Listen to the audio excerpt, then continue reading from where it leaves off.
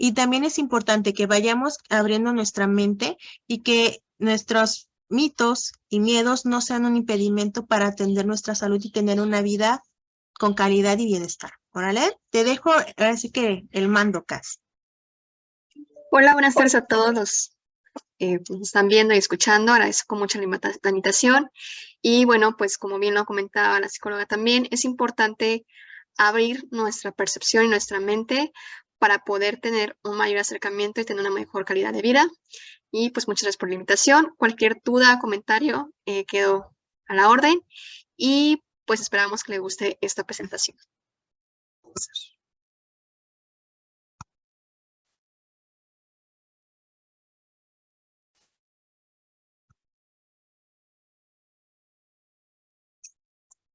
Ok, ¿se ve ahí bien la pantalla? Sí. Ok. Bueno, el tema del día de hoy es quitando el estigma acerca del VIH. Para empezar, es importante hablar acerca de qué es el VIH y cuál es la diferencia con el SIDA.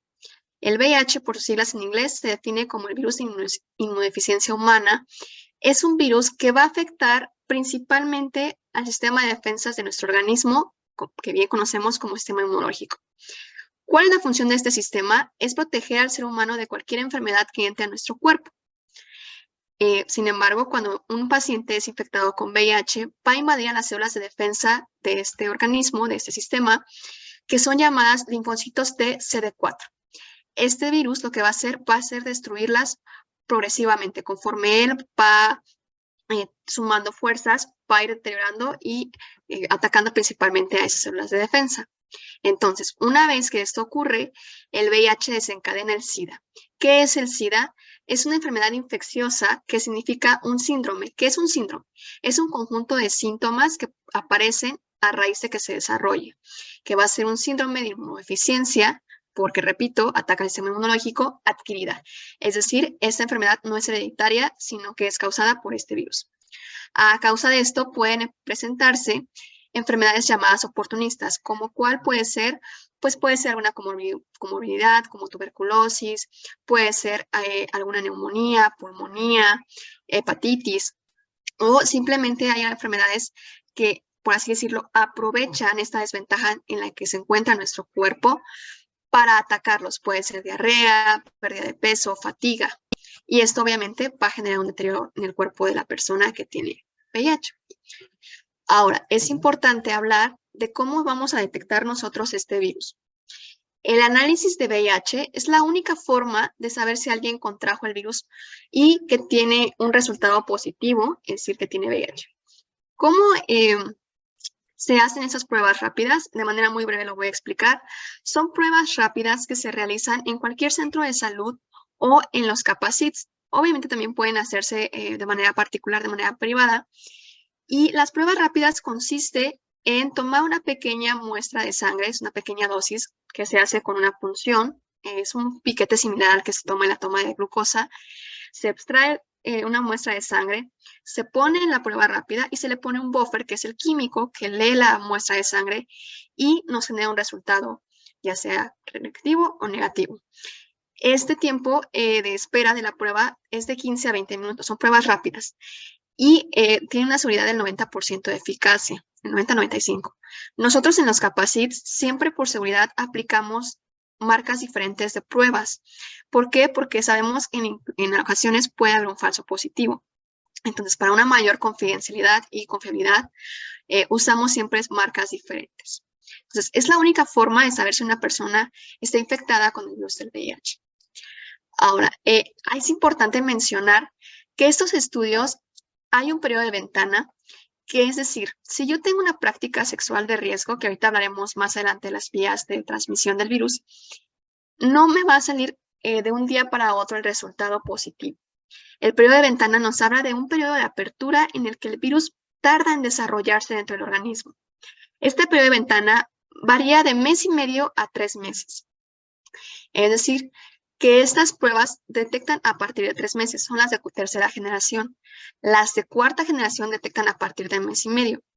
Desafortunadamente, las pruebas de cuarta generación suelen ser escasas dentro del estado de Morelos, y esto pues también complica y hace un efecto de que la detección sea menor o de menor atención, de menor diagnóstico en ese momento.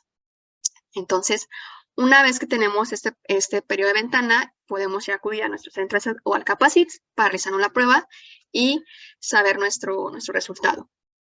Entonces, bueno, en este periodo de ventana es muy importante mencionarlo. ¿Por qué? Porque muchas veces dicen, tuve una práctica sexual de riesgo hace 15 días o el día de ayer o hace una semana.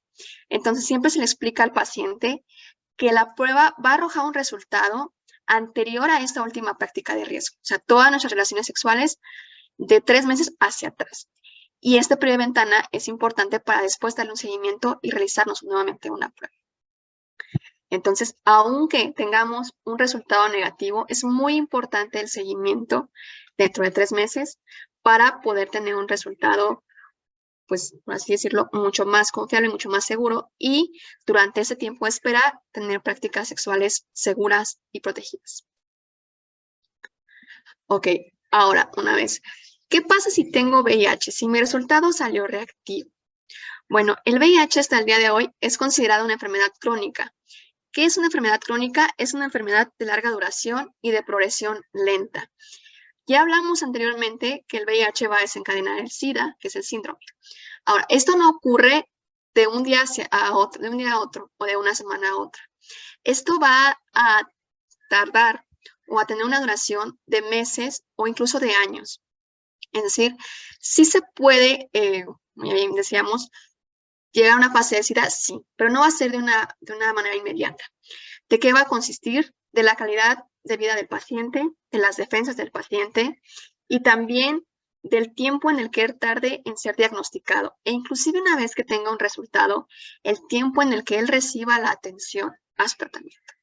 Entonces, para desarrollar estos síntomas, va a generar un tiempo. No es porque me dices, ya tengo VIH y ya voy a tener SIDA.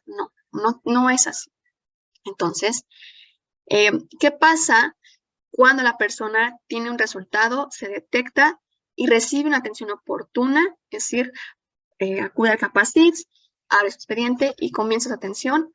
Va a detener que el virus se desarrolle y se propaguen y se empiecen a generar los síntomas que van a generar un desgaste obviamente mayor en los aspectos físicos.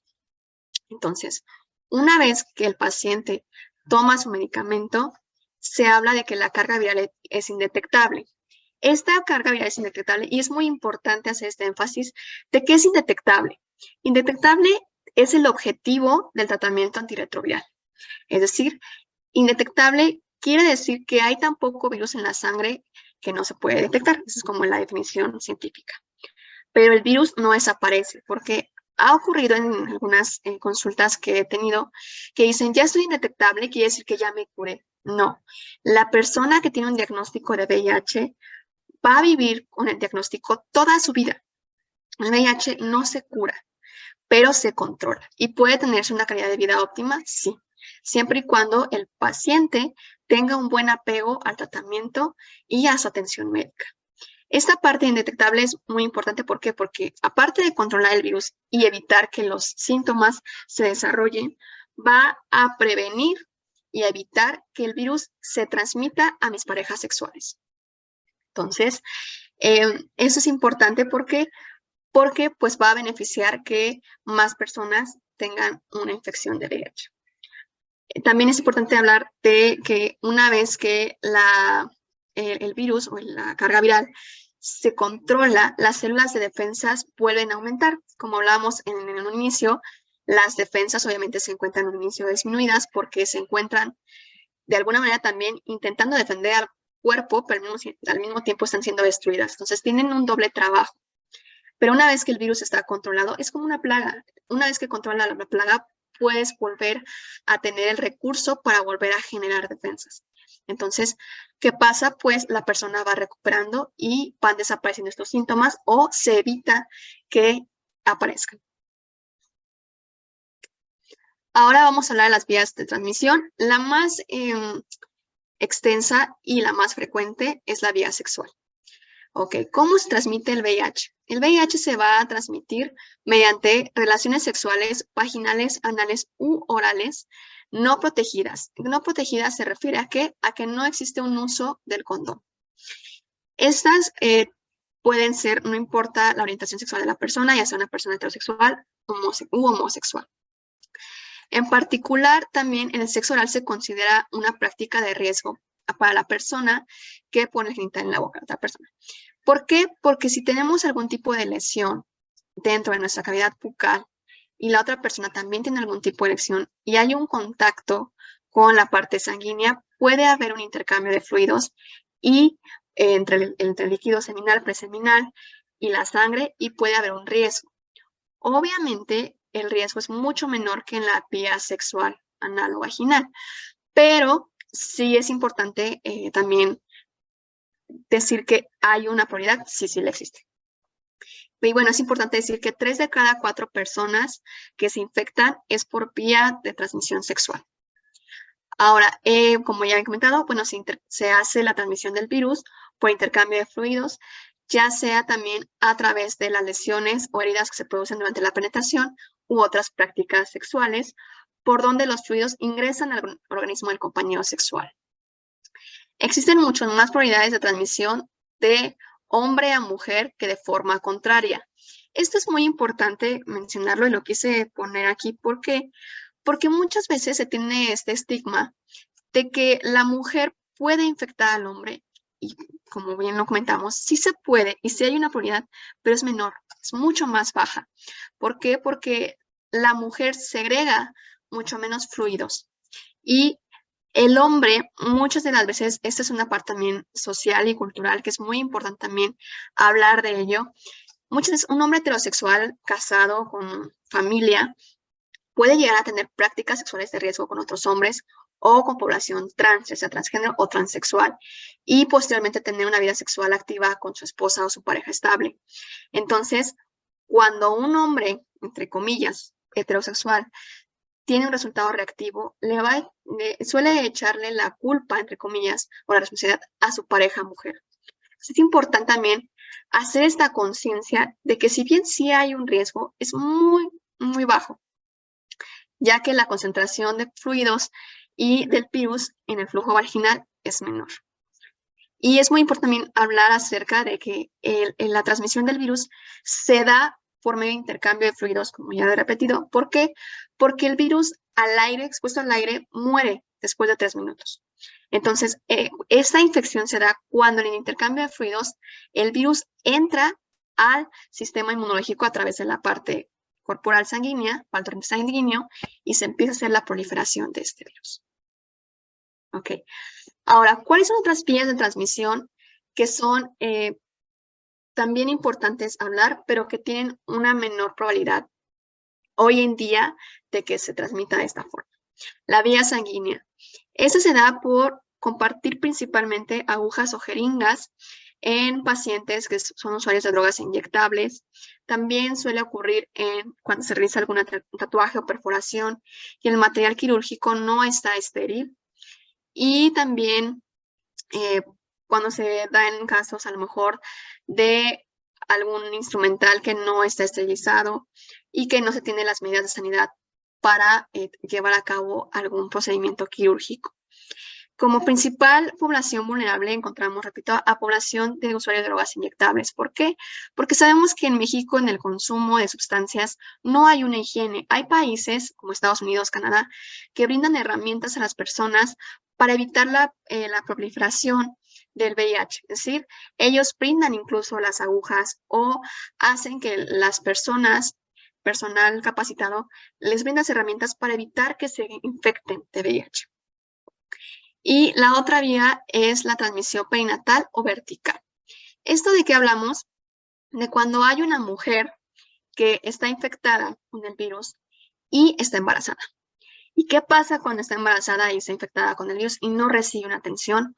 Pues el bebé va a nacer con VIH. Afortunadamente, hoy en día en México, las estadísticas han disminuido de manera considerable e importante en esta vía de transmisión, porque era muy lamentable y era algo que debería de darse mucha importancia, porque pues al final del día como adultos que somos, tenemos una corresponsabilidad al momento de tener un encuentro sexual de protegernos. Pero, ¿qué pasa cuando hay un bebé que ni siquiera tiene una decisión sobre su vida sexual y que ya nace con una condición, un diagnóstico? Y que ese diagnóstico, pues, lo va a tener de por vida. Entonces, bueno, es muy importante que las mujeres embarazadas se hagan obligatoriamente por protocolo de salud, debe hacerse una prueba cada trimestre del embarazo. ¿Por qué? Porque también recordemos que una mujer embarazada continúa teniendo vida sexual activa y muchas veces son sin protección. Entonces, aunque durante el primer trimestre se haga una prueba y salga negativo el resultado, recordemos el periodo de ventana. Y se le invita a que si tiene una práctica sexual, sea con uso de condón, no nada más para evitar el riesgo de VIH, sino otras ITS que también pueden serle transmitidas al bebé. Y se le hace el seguimiento muy puntual para que hasta que termine su embarazo, 8 meses o 9, haya un mejor control y evitar que un niño salga con VIH positivo. Es importante, aquí puse que según la Ley Nacional número 255-43, los médicos están obligados a ofrecer la prueba a la mujer embarazada.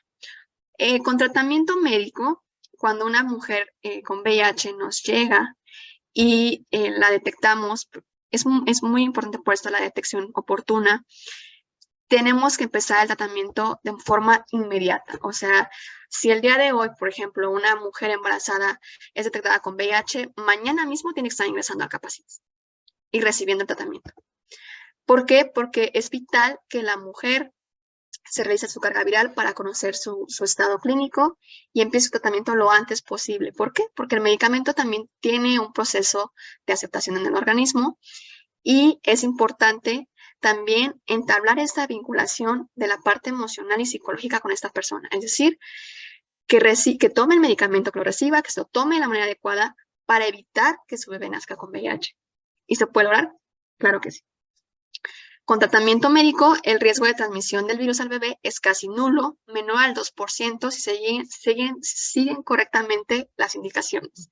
Es vital, inclusive una vez que nazca el bebé, es importante también administrar otros medicamentos y el bebé tiene que nacer forzosamente por cesárea, tiene que haber una comunicación muy estrecha al hospital o a los médicos que van a estar a cargo de esta mujer para llevar con toda la seguridad el nacimiento de este bebé y no puede amamantarlo. No está indicado el amamantamiento bajo ninguna circunstancia, inclusive aun cuando la mujer ya es indetectable, no se puede amamantar.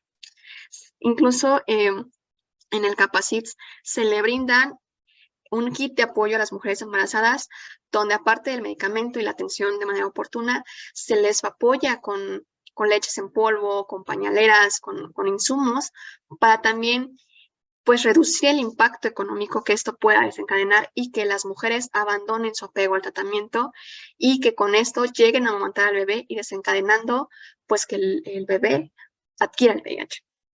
Entonces es muy importante esa parte. Y bueno, ¿cómo no se transmite el virus? Esto es muy importante porque recordemos que hay una diferencia entre transmisión y contagio. El VIH se transmite, no se contagia. ¿Por qué? Porque ya lo vimos que es a través del intercambio de fluidos. Un contagio, como lo vimos en la pandemia, se da cuando el virus se queda vivo, por así llamarlo, durante espacios y durante un cierto periodo de tiempo, como puede ser al compartir un espacio o al tocar ciertos objetos o al tener un contacto directo con la persona. Entonces, el VIH no se contagia, se transmite. ¿Cómo no se transmite el virus? Es mediante estornudos, tos o algún tipo de padecimientos. También es importante aclarar que no se va a transmitir si nosotros abrazamos a la persona, la besamos, la tocamos, tenemos algún contacto corporal, no va a haber riesgo. Si nosotros compartimos utensilios, ya sea sillones, platos, vasos, cama, no hay riesgo. Ropa u objetos de la persona, obviamente los de uso personal pues son de uso personal, como debe ser, pero no tiene que haber una discriminación. Eso es muy importante y desafortunadamente se creería que por la actualidad en la que estamos, en la que estamos, ya se tiene otra idea y no. De verdad, es impresionante la cantidad de veces que familiares de las personas que viven con VIH preguntan con mucho temor y mucho espanto si tienen que separar, si tienen que construir otra habitación, si tienen que aislarlo, si tienen que usar cubrebocas todo el tiempo, si tienen que comprar una ropa especial para tratarlo. Ha habido casos, desafortunadamente, donde han quemado casas de pacientes con VIH por este desconocimiento, que han quemado ropa. Entonces, sí es muy importante tener esta noción, y si conocemos, escuchamos a alguien que haga esta discriminación, darle la información y decirle no. O sea, esto no es un riesgo, porque sí genera un impacto. Bueno, continuamos. También la saliva, las lágrimas y el sudor no son vías de transmisión. Compartir un espacio de trabajo o social con la persona, estar en un mismo cuarto. Compartir el sanitario, también lo puse porque ha sido un tema que también se genera de si yo me siento y la persona entró antes que yo y salpicó. No, no es una vía de transmisión. Y a través de la picada de insectos o por el aire. Como les comentaba, pues el virus no sobrevive expuesto al aire, y tampoco los mosquitos, que de verdad, aunque parece irónico, muchas veces se cree que si entonces el mosquito le pica a él y me pica a mí, me va a infectar. No, no sucede así, no se da por esa vía, y es importante hablar de esto. Digo, aunque parece a lo mejor muy burdo, muy complejo, son actitudes que me ha tocado escuchar y presenciar, y que es importante dar esa contención, decir, no tiene que ver con esta vía. Que ahora vamos a hablar un poquito de romper la brecha del VIH. Vamos a hacer un pequeño aquí paréntesis. El estigma tiene que ver con una carga emocional y psicológica, pero que tiene que ver con la cultura. Es decir, cada cultura y cada país y cada población generan estigmas diferentes, porque pues son personas diferentes y tenemos ciertas conductas sociales diferentes. Pero un estigma se va a crear hacia lo diferente. Es un rechazo y una señalización hacia algo que es diferente y que muchas veces tiene que ver con el desconocimiento. ¿Okay? Es un atributo que va a devaluar, puede ser visible o invisible como un rasgo físico o una conducta, o que tiene que ver con algo ya aprendido. Tiene que ver con la degradación y rebajación de la persona que lo posee. Es decir, tú vales menos porque lo tienes, ¿no? Como puede ser a lo mejor el vitiligo, que es algo que se puede ver, o puede ser algo que no es visible como el VIH, pero entonces yo sé que tienes VIH y te segrego. Este estigma tiene que ver con la historia de la humanidad, y que tiene que ver con enfermedades que provocan reacciones emocionales intensas por su relación con el deterioro físico, que tiene también antecedentes como la poliomielitis o la lepra. También puede ser con la cólera, son antecedentes históricos. La sexualidad, tales como el caso de la sífilis, y actualmente en el caso del VIH.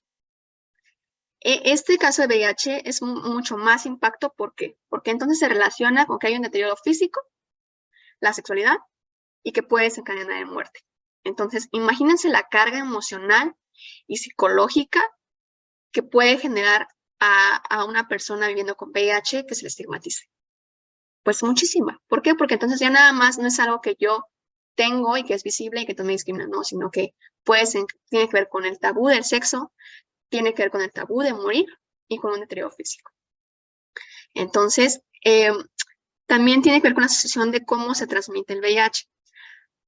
Se creería igualmente que anteriormente se asociaba a conductas consideradas como marginales, como el consumo de sustancias, el trabajo sexual o la prostitución y la diversidad sexual, es decir, a población homosexual. Y repito, no. Toda persona que tenga una relación sexual sin utilizar un condón o sin protección está en riesgo de contraer VIH. No importa el número de parejas sexuales, no importa la cantidad de relaciones sexuales que haya tenido, con una sola relación no protegida puede bastar para ser una persona con VIH. Entonces, el conocimiento o la suposición de un diagnóstico de VIH va a despertar prejuicios contra las personas afectadas, y esto va a generar una desaprobación social. Aún más, cuando esta actitud social va a descalificar y el individuo lo toma, lo internaliza, recibe el nombre de estigma interno, es decir, pues yo vivo con esto. O sea, yo ya sé que soy una persona homosexual, que a lo mejor sí me dedico al trabajo sexual por necesidad y que aparte vivo en una sociedad machista y misógina. Entonces, ¿cómo está mi autoestigma? Pues muy cargado. Y esto va a influir de manera significativa en cómo la persona se va a percibir a sí mismo y la manera en cómo él cree que lo ven los demás.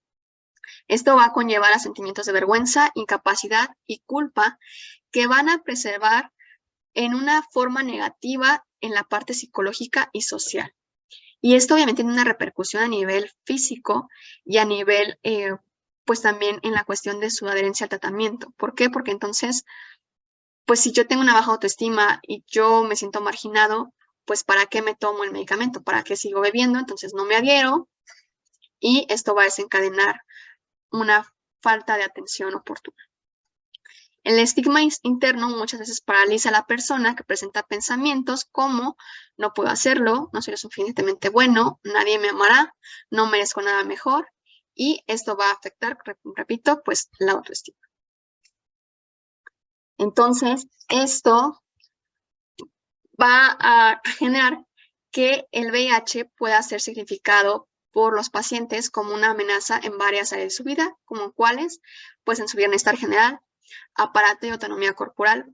¿Por qué? Porque muchos pacientes dicen sentir cuando tienen un diagnóstico de VIH que algo cambia en su cuerpo, ¿no? Hay como un proceso ahí de pérdida de corporalidad, o sea, se perciben de otra manera corporalmente y puede haber un rechazo corporal, ¿no? Aunque no haya una disminución de peso, aunque no haya algo tangible en ese momento, ellos se perciben ya diferente, se rompe una conexión ahí y se puede hablar un poco de una dismorfia corporal. Entonces es importante reapropiar y reaprender a reconocer nuestro cuerpo. También se habla de una afectación en la independencia y privacidad, en el autoconcepto, en el cumplimiento de sus roles cotidianos, en las metas de vida y planes a futuro. Porque entonces, si yo quería tener una familia, si yo me quería casar, pues ahora que tengo VIH, ¿cómo voy a hacer? También tiene una cuestión muy importante en las relaciones con su familia, con sus amigos, con sus colegas. Y obviamente en el bienestar económico, porque hay pacientes que generan episodios de ansiedad, de depresión, que renuncian a su trabajo, que pues incluso ahora el tener un diagnóstico de VIH, a lo mejor no tener una estabilidad económica, pues tienen que hacer un gasto para ir por su medicamento, recibir su atención, a tener una mejor calidad de vida, una mejor alimentación. Entonces, el VIH afecta a todas las esferas del paciente.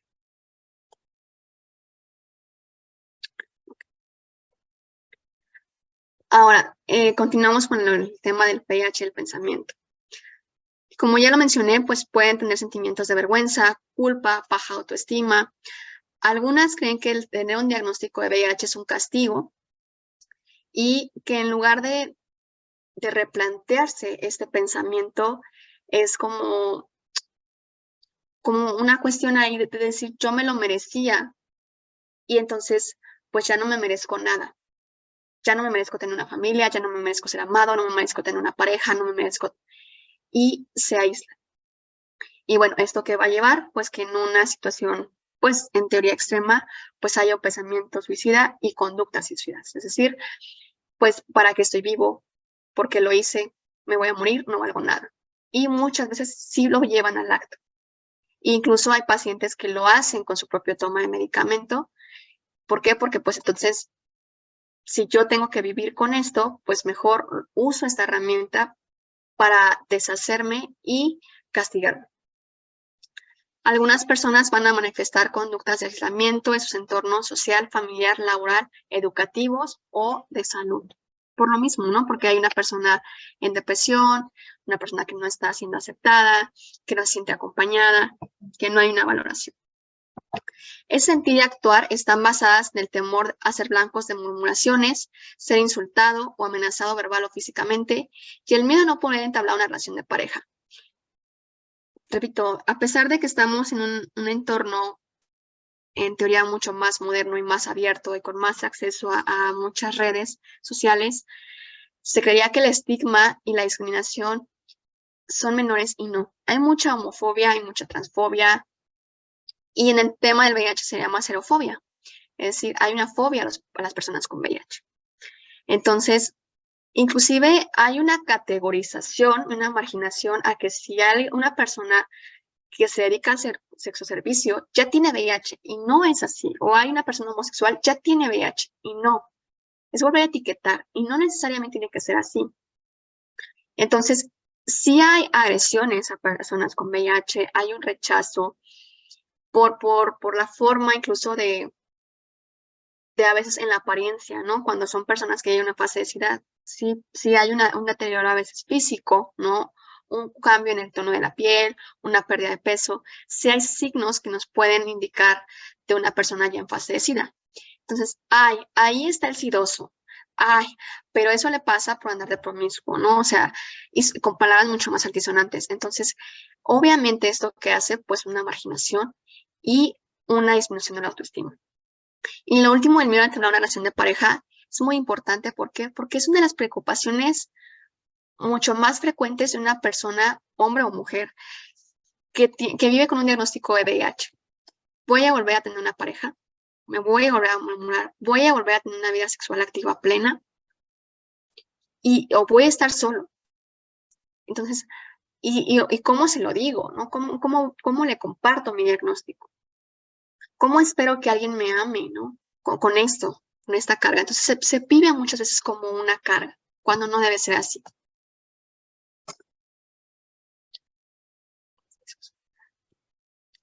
Ok. Aquí le puse como de la meditación. ¿Por qué? Porque se enfocan muchas veces las personas cuando hay un diagnóstico de VIH, muchas personas entran en shock y se quedan como si estuvieran meditando en la parte negativa y lo externa. De esto no me puede estar pasando a mí, esto no es real, porque a mí, si yo no me protegí, pero entonces, ¿cómo? Y hay nuevamente una culpabilidad. O hay una sobrevaloración del pasado frente al futuro, como ahora ya no voy a elegir con quién relacionarme, ahora debo conformarme con lo que voy a tener. Mi vida ya no va a ser igual, ya no voy a ser el mismo, ahora ya no voy a poder hacer cosas, ahora me va a limitar mi condición, ahora... Y se quedan muchas veces enganchados en este discurso tras el impacto. Entonces, es importante sí dar esa pauta de que el paciente lo procese, pero también transformar con esta información de manera científica y dar una contención. Es muy importante. No se puede dejar a un paciente decir, sí, ya salió tu resultado reactivo, pues que te vaya bien, te doy tu cita para que vengas a dejar tu documentación y vuelve cuando. O sea, no. Y más cuando vemos un paciente desbordado. ¿Por qué? Porque de ahí nuestro primer contacto va a depender de si el paciente va a regresar a su atención o no. O si el paciente no sabemos si va a tener una crisis de ansiedad, un intento de suicidio, porque no sabemos, no lo conocemos y no lo podemos dejar de desbordar. Entonces es importante, muy importante la contención y no importa ahí sí la profesión que tengamos, si somos psicólogos, enfermeras, médicos, trabajadoras sociales, es importante resolver las dudas de manera científica, decir, ok, esto está pasando, abórdalo de manera psicológica también, pero lo más importante, recibe una atención oportuna. Entonces, también está la otra parte, que también no todo es de manera a veces tan drástica negativamente, en la cual hay pacientes que ya hay una sospecha. ¿Por qué? Por sus prácticas sexuales de riesgo, porque pues ya hay a cierto punto una mayor apertura al VIH, hay una mayor información de que el VIH no es sinónimo de muerte, etcétera, ¿no? Entonces, estas tienen un impacto positivo, es decir, hay pacientes que dicen, bueno, pues esto me va a enseñar a lo mejor a cambiar mis hábitos alimenticios, a lo mejor a disminuir mi consumo de sustancias, tabaco, alcohol, drogas, y se adoptan conductas de autocuidado en términos de salud, es decir, pues hacen ejercicio, tienen una dieta mucho más balanceada, van a sus consultas, tienen una herencia de tratamiento muy puntual. Entonces, esto también va a desencadenar que exista una reflexión y compromiso en relación a su propio proyecto de vida, ya sea a lo personal, familiar, pareja y a su trabajo. Es decir, ok, tengo este diagnóstico y no me quiero morir, no quiero tener una consecuencia o un deterioro físico. ni conmigo ni con mi familia. No quiero ser una carga, si lo refieren muchos pacientes. Entonces, ¿qué hago? Me cuido. Voy a cuidar de mí y voy a enfocarme en mis proyectos. Y obviamente estos pacientes también es importante a veces saber que dentro de la psicología también puede ser un tema de resistencia o racionalización. Entonces, sí darles un seguimiento, no decir, pues salió sonriendo y feliz con su diagnóstico, no, sino que va a vivir el paciente un proceso de duelo y aceptación normal, como en cuando se da un diagnóstico de cualquier condición o enfermedad, y que se pueda dar un seguimiento para entablar una adherencia bien establecida y que el paciente realmente este discurso sea algo real y que después no se convierta como en algo ficticio. Entonces, el diagnóstico del VIH, su impacto es diferente para cada persona. Esto tiene muchas variaciones, pues desde lo simplificado de que pues somos personas diferentes, cada ser humano es diferente. Pero va a variar mucho en la personalidad, la red social, su estilo de afrontamiento, van a ser claves para analizar el impacto psicológico de una condición de VIH. Las redes de apoyo son muy importantes. No es lo mismo un paciente que lidia con todo el proceso de su diagnóstico solo a un paciente que cuenta con el apoyo de su pareja o de su familia o de algún hermano, algún amigo o de todos y que se siente acompañado y que lo puede abordar. Y que entonces las familias o la pareja generan estrategias para decir, a lo mejor a mí me cuesta trabajo tomarme mi medicamento, el acordarme. Y la pareja dice, oye, ¿ya te tomaste tu medicamento, mi amor? O la mamá, ¿no? O ¿cuándo es tu cita? Hay un mayor apego y un mayor beneficio. Y todo esto sin juzgar, que es muy importante. También va a depender mucho de sus experiencias de vida, la clase social, el grupo de pertenencia, el nivel de formación o de educación que tenga el paciente, el género, el acceso a la información y el tratamiento médico van a generar saberes específicos para enfrentar de mejor manera su diagnóstico. La clase social es muy importante, aunque se creía que no, porque desafortunadamente la población actualmente que está llegando o ingresando a los centros de Capacit, sobre todo aquí en Cuernavaca, son pacientes entre 18 a 23 años, que son jóvenes adultos, que no tienen ni la secundaria concluida.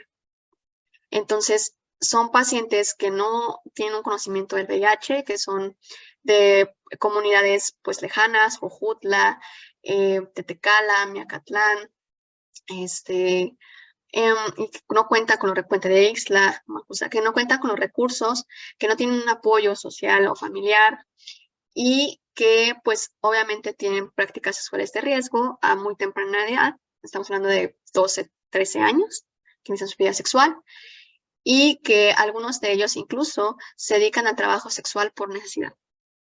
Entonces, también es importante mencionar que pues obviamente se tienen que tomar en cuenta pues el transporte, lo que es el gasto para el transporte de ida y de regreso y pues esto también genera una dificultad porque pues no tienen para el pasaje, no pueden acudir a sus citas, no pueden ir por su medicamento, entonces se vuelve algo complejo y pues esto también representa un problema para la adherencia al tratamiento. Y bueno, los sucesos vitales son sucesos relevantes y decisivos en la construcción de la vida de la persona y que tiene que ver con el proceso evolutivo. Por eso es necesario analizar la evaluación de que la persona realiza con su capacidad para afrontarlo en función de su personalidad, nivel de autoestima y de apoyo social. No todas las personas tenemos la misma capacidad para afrontar las consecuencias o las adversidades u obstáculos que se nos presentan en la vida. Hay personas que tienen una personalidad mucho más fuerte, por así llamarlo, y personas que no tienen una estructura mental tan fuerte, débil, ¿no? No tiene que ver con la debilidad como un sentido de vulnerabilidad, sino que hay otras formas de afrontar los obstáculos. Entonces, hay personas que pueden deprimirse, hay personas que, repito, puede generar un impulso y también tiene que ver mucho con la autoestima, ¿no? Con cómo me siento apoyado. Quiero aquí compartirles un caso de un paciente que a todo el Capacit donde trabajo nos conmovió mucho. El usuario llegó de 18 años recién cumplidos y el paciente, nosotros atendemos a población adulta, que es a partir de 18 años en adelante, Y el paciente cuando llegó no tenía nombre. El paciente no tenía nombre, no tenía documentos. Para pues hacer el ingreso a la unidad y poder recibir la atención, pues te pedimos un cierto requisito de documentos, acta de nacimiento, CURP, INE, cosas que todos en teoría tenemos, ¿no? No tenía nombre, no tenía documentos, no tenía familiares. Y fue como irreal, o sea, porque decíamos, ¿cómo no tiene ni nombre? Y me preguntabas, ¿cómo te llamas? Pues no sé, pero ¿cómo que no sabes? O sea, pues, y afortunadamente se logró contactar a un tío lejano y pues se hizo toda esta cuestión del registro de la identidad, de hacer el proceso. Obviamente se tuvo mucho apoyo con este usuario y afortunadamente pues sigue estando con nosotros, no evolucionó en ninguna fase de SIDA, ha sido un usuario pues muy constante.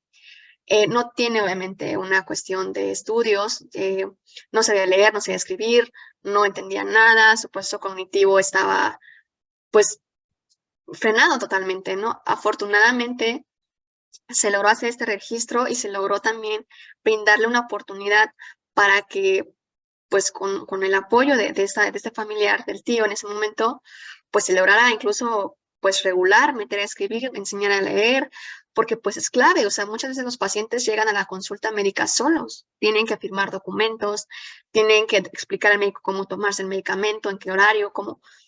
Entonces, también es generar herramientas tanto para las personas que estamos al frente de nuestros pacientes, pero también que el paciente logre entenderlo, porque decíamos, imagínense el día que el paciente tenga que viajar por alguna emergencia.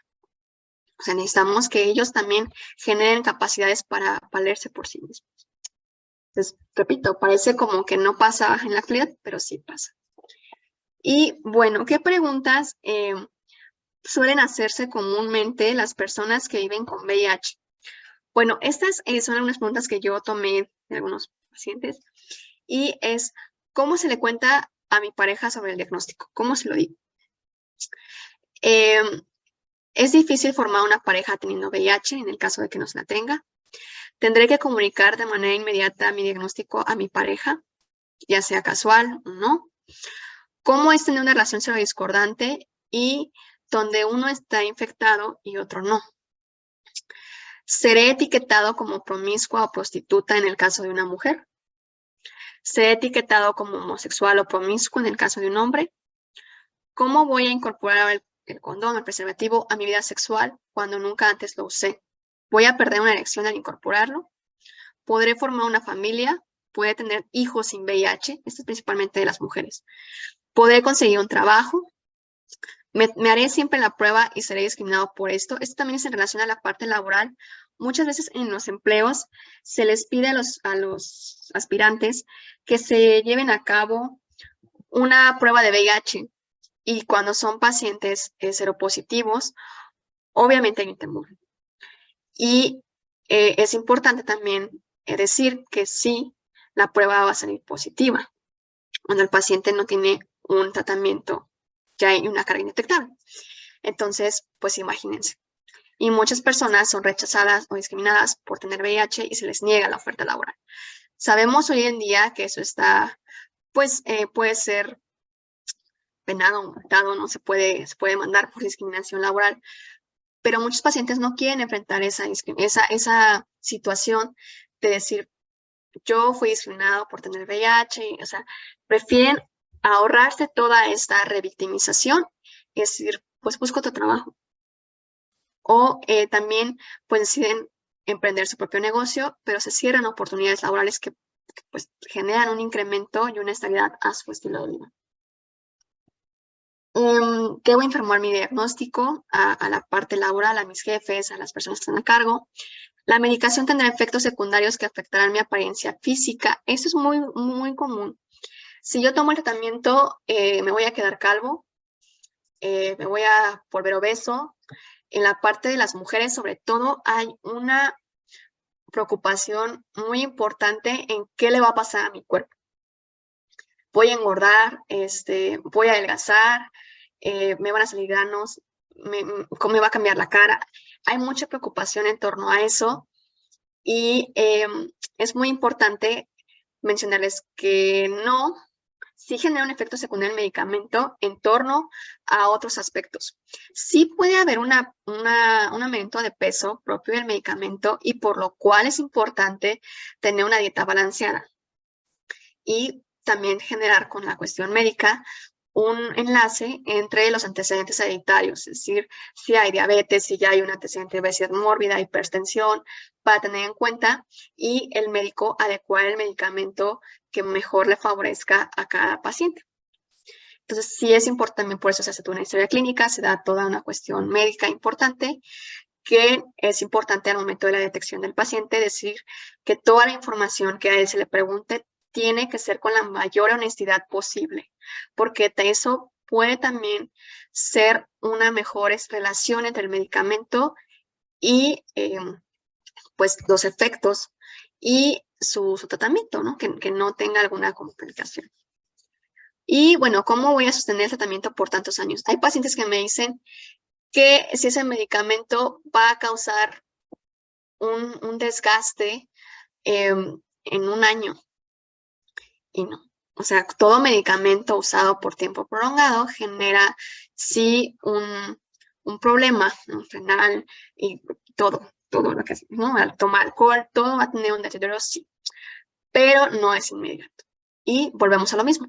¿De qué se va a aliar esto? Pues de tener un estilo de vida saludable, ¿no? De no consumir alcohol, de tener una dieta balanceada, que todos deberíamos hacerlo, ¿eh? Tengamos VIH, todos deberíamos hacerlo. Y es muy importante hablar de esto.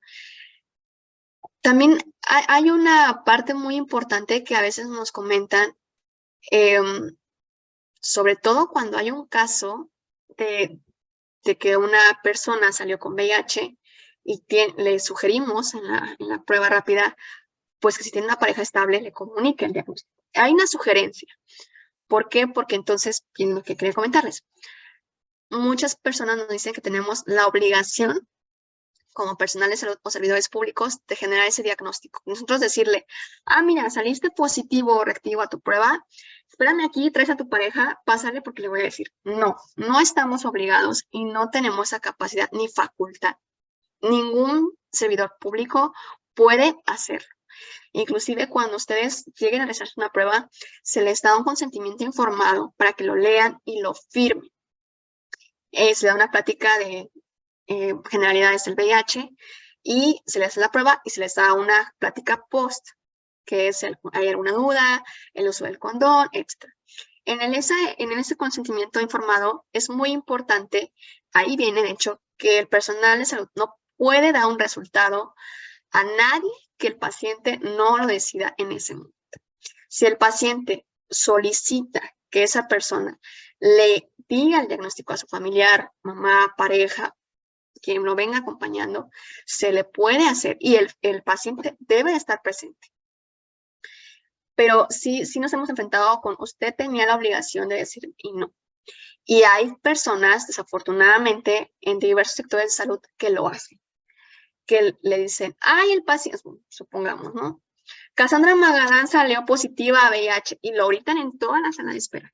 Y son los mismos pacientes que nos han hecho saber que cuando desafortunadamente llegaron a hospitales, a estar hospitalizados o que están haciendo esta prueba en un área común, lo hicieron de esa forma. Y es algo traumático para ellos, porque imagínense las caras de las más personas, o sea, es algo impresionante y también no se da información correcta. Cuando hay pacientes encamados en hospitales, muchas veces no tiene el tacto necesario y dice, señora, su hijo tiene SIDA, se va a morir y pues yo le sugiero que no lo toque porque se puede contagiar. Imagínense la carga emocional y psicológica tanto para el paciente como para la familia de tener esa noticia. O sea, no saben ni qué es VIH, no saben ni qué es SIDA, nada. Y que su familiar ya está en un estado, pues, crítico, entre comillas. O sea, es horrible. Entonces, sí tengamos mucho tacto sobre cómo lo decimos, cómo damos la información y qué hacemos con estas personas. De verdad, no saben el impacto que podemos generar en una persona con nuestras palabras y con nuestras actitudes. Ahora, actualmente, en esta parte de la atención en Capacits, Sí hay pacientes que llegan, entre comillas, digamos, disfrazados, encapuchados, con lentes. Hay una cuestión ahí de no aceptación y que se va trabajando, pero también hay pacientes que afortunadamente ya aceptan vivir con este diagnóstico. Vivir con VIH es vivir como cualquier otro diagnóstico, como tener diabetes, como tener hipertensión, como cualquier diagnóstico de otra enfermedad. Inclusive, hoy en día las estadísticas marcan a nivel nacional en SIDA que controlar a un paciente con VIH es mucho más sencillo que controlar a un paciente con hipertensión o de diabetes y que tienen consecuencias, si tiene un buen apego al tratamiento, mucho menos invasivas. ¿Por qué? Porque solamente es una toma del medicamento al día, en el horario que el paciente lo decida, y sus consultas cada mes o cada 2 meses con su médico tratante. Sus estudios de laboratorio de manera temporal. Entonces, es mucho mejor. ¿Qué pasa con esta población? Pues el impacto social y psicológico. Y muchas veces estos pacientes pueden que no regresen por cómo se sienten discriminados en la atención. Entonces, sí es muy importante tener esta cuestión. Si ustedes conocen a una persona que viva con VIH, que tenga un diagnóstico, no lo marginen, hablen con él, abórdenlo. Y si él también decide no compartirlo, también respeten esta parte. Es vivir un duelo, toda enfermedad genera un duelo. Entonces, hagamos responsables de nuestras palabras y de nuestras acciones. Y sepamos que si no me está pasando a mí y que si no es mi cuerpo y no tengo algo que opinar de manera favorable, mejor no lo hagamos porque no sabemos el proceso que está pasando esa persona. Entonces, seamos muy cuidadosos con ellos. Y bueno, ya por último, les dejo aquí los contactos. El Capacit de Cuernavaca los Capacits, hay 2 aquí en el estado de Morelos, es el de Cuernavaca y está el de Anenecuilco, que corresponde a toda la parte de la zona sur, en Cuautla. Ellos se dedican a atender a toda esa zona. Y el de aquí de Cuernavaca atendemos a todos los demás municipios de la zona norte. Damos la atención gratuita a personas que no son derechohabientes ni al IMSS ni al ISSSTE, a toda la población. Actualmente tenemos aproximadamente 2.800 pacientes activos. Ha habido una carga impresionante de aumento de casos, repito, en población adolescente, joven adolescente, y sí es importante hablar de esto, es importante generar estos temas de concientización y de prevención. La prevención es vital para cualquier tipo de enfermedad. ¿Por qué? Porque sí, repito, aunque una fase de SIDA a lo mejor ya no es mortal al 100%, pero sí genera un desgaste a nivel físico y cognitivo y la cognición no se va a recuperar. Tal vez el físico, sí, la movilidad, pero la cognición no. Y bueno, aquí les dejo los teléfonos. El horario de atención es lunes a viernes. Para hacerse las pruebas rápidas, no tienen que hacer cita. Pueden ir un horario de 8 a 2 de la tarde. Se registran y así van pasando. No tiene ningún costo. Las pruebas rápidas son abiertas a toda la población, inclusive ya personas menores de edad no tienen que ir acompañados de un tutor. Anteriormente sí se les pedía un tutor, amigo, familiar. Actualmente no, porque están en su derecho sexual y es una forma de también cuidarse. Entonces es importante hablar de esos temas, es importante romper el tabú y no segregar y no marginizar a poblaciones que ya están marginizadas y que han vivido años en la marginación, como poblaciones trans, como sexoservidoras y como población homosexual. Y siempre que tengamos una práctica sexual, hay que protegernos y prevenir. No nada más por este diagnóstico de VIH, sino por sífilis, gonorrea, PPH, infinidad de ITS que pueden también ser una apertura para contraer otro tipo de infecciones. Aquí les dejo igual, hay una página que tengo yo en Facebook, se llama Conviv. Todo el contenido es acerca de VIH y, bueno, mi teléfono de contacto personal. Y pues yo agradezco mucho la invitación y pues ojalá de verdad podamos seguir generando conciencia y hablar acerca del VIH sin tabú. Todas las personas tenemos una vida sexual activa en algún momento de nuestra vida. Entonces, ¿cuál es la diferencia y qué necesidad hay de marginalizar si es algo que todos hemos hecho y lo haremos y lo hacemos en nuestra cotidianidad? Entonces, rompamos el tabú. Ok, pues muchísimas gracias a la psicóloga Cassandra, muy bonita su presentación y abordó, híjole, temas bien cotidianos, pero que, como dicen, nada más a veces lo pueden pensar o lo viven estas personas, ¿no?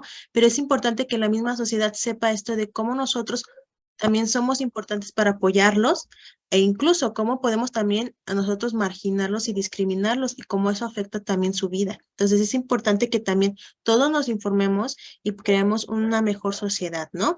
Y mira, muchas gracias, Cana, porque sí es importante esto de los centros de atención, eso es muy importante que lo sepan. Todas las personas que tengan una derechohabiencia, ISSSTE e IMSS, deben de acudir ahí para recibir esta atención y los que no la tienen a veces se preocupan, ¿no? ¿Y a dónde voy a ir? ¿A quién le cuento? Bueno, ya lo comentó aquí la psicóloga por parte de los servicios de salud. Están estos programas donde ustedes pueden recibir esta atención especializada y se les brindará su medicamento, porque el derecho a la salud, pues eso así que es para todos. Entonces es importante que no nos quedemos de, híjole, no teníamos dinero, no teníamos dónde, no, hay que buscar opciones, ¿no? Y algo muy importante, psicóloga, quería preguntarle, por ejemplo, en el caso de las personas, porque eso es algo que está pasando lamentablemente ahora en el país, sobre la violencia, ¿no? Por ejemplo, el abuso sexual a mujeres y hombres. Por ejemplo, en estos casos, cuando dices, cuando está esta como ventana, que a lo mejor esta persona sufrió un abuso sexual, ¿se puede dar algún tratamiento como de prevención o a dónde pueden acudir para recibir apoyo por si la persona o el agresor, no sabemos si puede tener VIH, ¿no? O otras enfermedades. Claro. Entonces, en este caso, ¿a dónde pueden acudir o qué se les puede ofertar? Sí, en casos de violencia sexual, ya sea para hombre o mujer, en edad adulta, porque en edad adolescente o niños, tienen que acudir al Hospital del Niño Morelense para que reciban atención. En el caso de adultos, tienen que acudir ya sea al SIGUE, ahora sí que va a sonar muy burdo esto, pero el SIGUE es un programa de atención a violencia y ellos lo refieren, si es como dentro de sus posibilidades. Si no, cuando ellos acuden al centro de salud o a un hospital de su región, el hospital en teoría tiene el medicamento antirretroviral, que es el PEP, se le llama, que es la profilaxis post-exposición. Es decir, yo no sé, específicamente para estos casos, yo no sé si mi agresor tiene o no tiene VIH y muchas veces se comenta y se comete el error absurdo de los compañeros médicos y enfermeras de decir, ¿viste si se puso un condón? La persona está en un estado de shock, la persona hay una disociación, hay una cuestión psicológica que pues sabemos que se desvincula el cuerpo de la mente porque es una situación traumática. Entonces, pues no tiene esa capacidad, ¿no? Entonces, no importa incluso si se lo puso, tiene que darse el PEP. Entonces, estos centros de salud o hospitales muchas veces hacen la referencia al Capacits. Si no se hace, pueden llegar los pacientes directamente al Capacits. Pero que es vital decir que el PEP se tiene que hacer antes de las 72 horas por norma oficial. Es decir, si yo tuve un abuso sexual o violación el día de hoy, tengo 72 horas para recibir ese medicamento y que su función sea de manera segura. Entonces, ¿por qué? Porque también pasa y se entiende que está en un estado de shock y postraumático, que muchas veces las mujeres, sobre todo, quienes más hemos atendido en casos de violencia sexual, acuden posterior a estas 72 horas. Y entonces es muy lamentable porque es, pues, entender esta parte y también a veces sí se le puede otorgar, pero el medicamento no va a tener esta eficacia al 100%. Entonces, sí pueden llegar al Capacit, se les entrega el medicamento antirretroviral, pasan con el médico a que les explique cómo tomar el medicamento y se les da el seguimiento de hacerse las pruebas. Obviamente también se les pide hacer algún chequeo de otras ITS, se le refiere a otros centros de salud, como Capasam para el VPH, aplicamos pruebas de sífilis, de hepatitis C, y se les da el seguimiento tanto para hacer el control del medicamento como para realizar pruebas rápidas. Puedo decir honestamente que durante el tiempo de los 5 años que voy a cumplir laborando dentro del Capacits, son los casos más desgastantes a nivel emocional que me ha tocado ver, porque, pues, obviamente, repito, vienen en situaciones de estrés postraumático, de decir, ya fui violada por personas, mi voluntad, obviamente, por personas desconocidas, y no sé si estoy en riesgo de tener VIH. Entonces, hay una cuestión muy importante ahí también de lo que abordaba hace un momento, ¿no? De cómo abordamos al paciente. O sea, no decir, a ver, pon tu dedo y entonces te voy a hacer la prueba y ya, te esperas. O sea, no. Es el tiempo de escuchar. Muchas veces te narran los sucesos, cómo pasó la violación, qué fue lo cómo ocurrió. Hay, pues, obviamente llanto, hay muchas emociones y es importante priorizar. Inclusive, cuando se llega a un caso por violencia sexual, se avisa al responsable, en este caso la responsable, y es como, voy a tomar el tiempo que me tenga que tomar con esta paciente para darle la atención de calidad. Porque no le voy a decir, tengo 3 pacientes allá afuera y pues no. Y se hace esa contención. Entonces se pide a veces el apoyo a otras personas. Y bueno, este medicamento se le otorga antes de 72 horas y se da el seguimiento. Afortunadamente, hasta el momento no hemos tenido ningún caso que dé reactivo por un caso de violencia sexual. Y hay otra fase que está empezando ahorita en el Capacits, que es el PrEP. El PrEP es para personas de comunidades, por así decirlo, que están expuestas constantemente como trabajo sexual, como personas que tienen relaciones sexuales con diversas parejas sexuales de manera frecuente sin protección. ¿Y esto qué es? Pues les da un medicamento antirretroviral para que pues continúen teniendo sus prácticas de riesgo. Hay todo un debate acerca de este tema, porque unos dicen que sí es prevención, otros dicen que es más libertinaje. Lo importante es evitar que más personas adquieran la infección y que lleguen en condiciones pues muy desgastadas físicamente, que lleguen en silla de ruedas, que lleguen muy mal. Entonces, es una forma de prevenir. Obviamente, no cualquier persona que diga quiero PrEP se le otorga, se hace un filtro para ver sus números de parejas sexuales, sus comportamientos sexuales, etcétera. Y se le comenta esta igualmente de decir, vas a tomar tu medicamento, tienes que ser muy constante y sumamente adecuado en la toma del medicamento, porque si no lo haces, hay una apertura y el medicamento no es inmediato. No es de ya me tomé mi pastilla y ya mañana tengo relación sexual. No, no. Puede haber un riesgo, sí, porque tarda tiempo en generarse esta cápsula hacia el virus.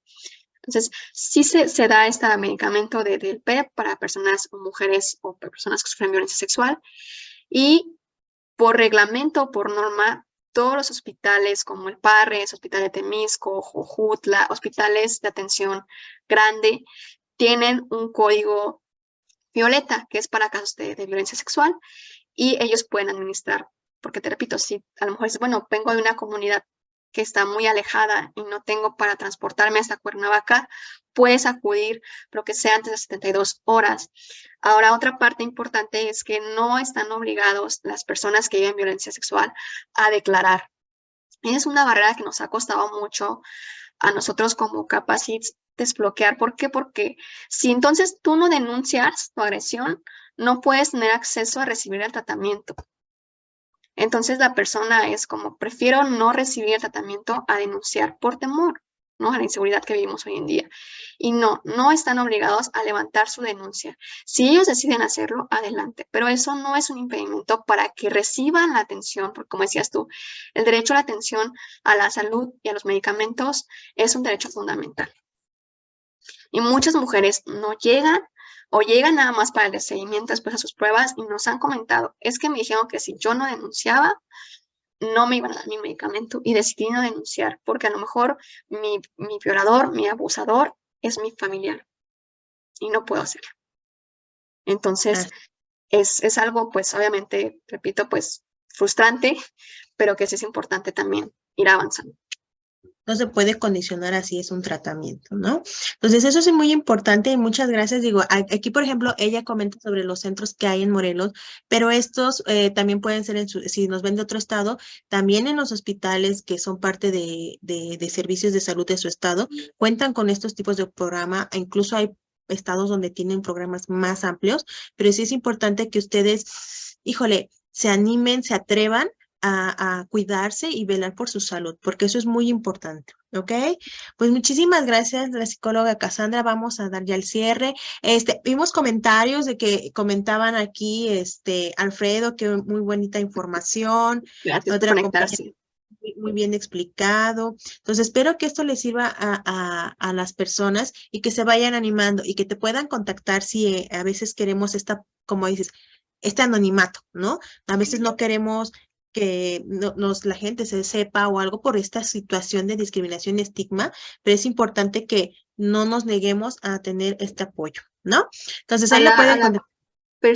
La persona, Tania Espíritu, la participante, sí, se da en el Capacit de Cuernavaca, tenemos una atención multidisciplinaria, se da atención psicológica, dental, los médicos son especialistas en el tema y actualmente no contamos con nutrición, pero también se dan pláticas o se da un abordaje por parte de los médicos de cuestiones nutricionales.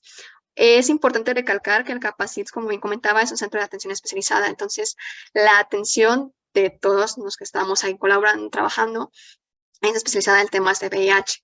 Cuando llega a haber alguna comorbilidad como hipertensión, diabetes o adicciones, se canaliza también a recibir una atención en otros espacios como un M de capa o un M crónicos para generar una atención y un apoyo mayormente integrado al paciente. Entonces, sí, afortunadamente ya contamos con esos servicios. Anteriormente no teníamos más que los médicos especialistas. Hoy en día ya lo hay y la atención únicamente es para población de VIH. Así es. Ahora ya, gracias a Dios, hay varios programas que sí falta a veces un poco de personal, pero sí es importante saber que sí se cuenta con este apoyo y se pueden canalizar, ¿no? Entonces, pues muchísimas gracias a la psicóloga Cassandra y esperemos estar viéndonos nuevamente para el mes de mayo y vamos a estar aquí, ¿ok? Tratando de apoyar a las personas y también a los especialistas en salud, ¿no? Pues muchísimas gracias y nos estamos viendo pronto. Gracias a ustedes. Bye.